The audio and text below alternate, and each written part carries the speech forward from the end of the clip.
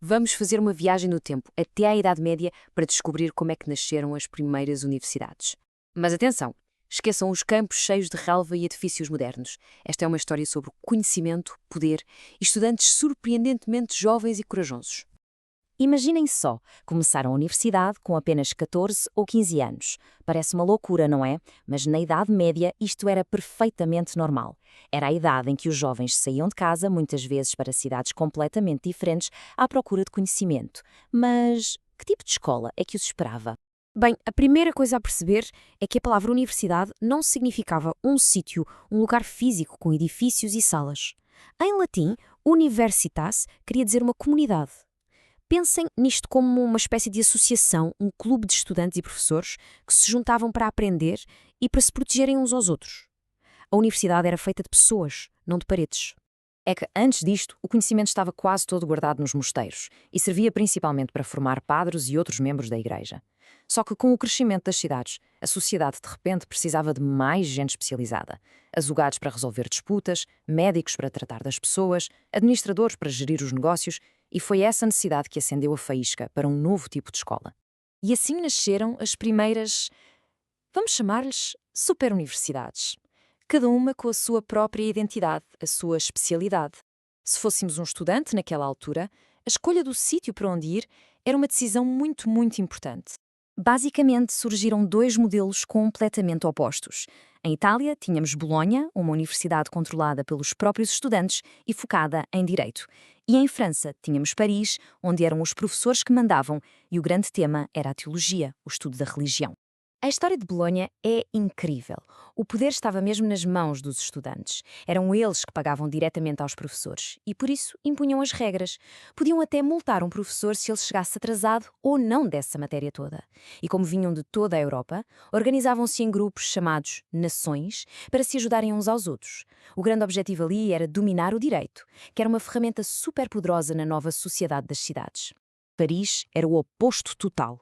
Nasceu a partir da escola da famosa Catedral de Notre-Dame e era dominada pelos mestres. Eram eles que controlavam tudo. Para quem queria estudar teologia, filosofia e entrar nos grandes debates sobre a fé, Paris era simplesmente o centro do mundo. Era para lá que iam as mentes mais brilhantes da época. E depois, claro, temos Oxford. A história da sua ascensão é muito curiosa, porque foi impulsionada pela política. Basicamente, o rei de Inglaterra zangou-se com o rei de França e proibiu os estudantes ingleses de irem para Paris. Então, para onde é que eles foram? Para Oxford, que de repente se tornou num novo e importantíssimo centro de saber. Foi lá que começou a ideia de os estudantes viverem juntos em residências, os chamados halls, que são os antepassados dos famosos colégios de hoje.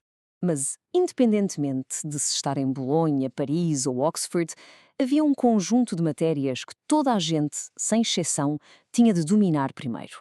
Era como o currículo base obrigatório da Idade Média. E antes de qualquer matéria vinha a língua. Tudo, mas mesmo tudo, acontecia em latim.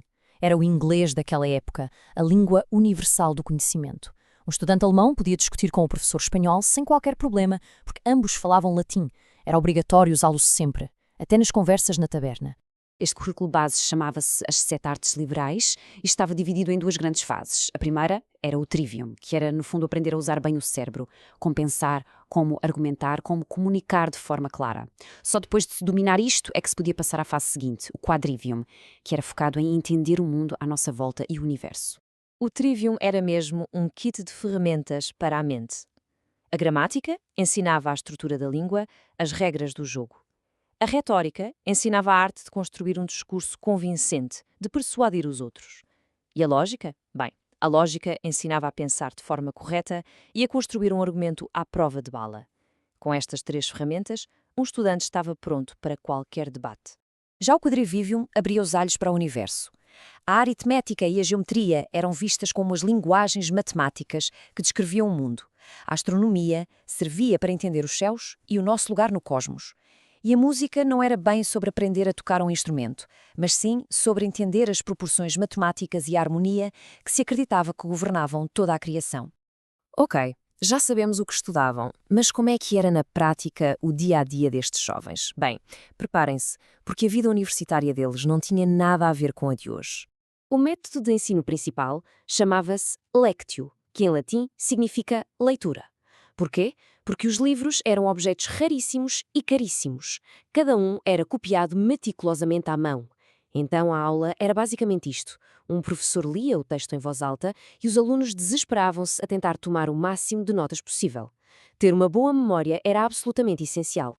A vida era dura, sem dúvida. As aulas começavam logo ao nascer do sol. Os quartos onde viviam eram frios, pequenos e partilhados por vários estudantes. Mas também havia uma energia incrível. O debate era uma parte central do dia-a-dia, a forma principal de testar o conhecimento. E claro, depois das aulas, as tabernas enchiam-se de estudantes a discutir, a festejar e muitas vezes a meter-se em confusões. Pode parecer um mundo muito, muito distante, mas a verdade é que muitas das coisas que hoje consideramos normais numa universidade foram, na verdade, inventadas nessa altura. O próprio sistema de graus que conhecemos hoje nasceu aqui. Primeiro, tirava-se o bacharelado, que era a prova de que se dominava o currículo base. Depois, quem quisesse podia continuar a estudar para se tornar mestre ou doutor em áreas mais especializadas como direito, medicina ou teologia. E o título de doutor era quase como um passaporte, porque dava o direito de ensinar em qualquer universidade da Europa. O legado deles está por todo o lado.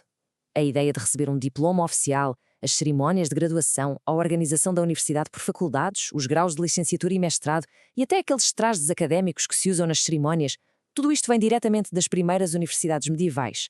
Eles criaram um modelo de educação que, com alterações, claro, durou quase 1000 anos. O que nos deixa com uma pergunta para pensar. O que é que as pessoas daqui a 800 anos vão dizer que foi o grande legado das nossas universidades, das universidades do nosso tempo? Fica a reflexão.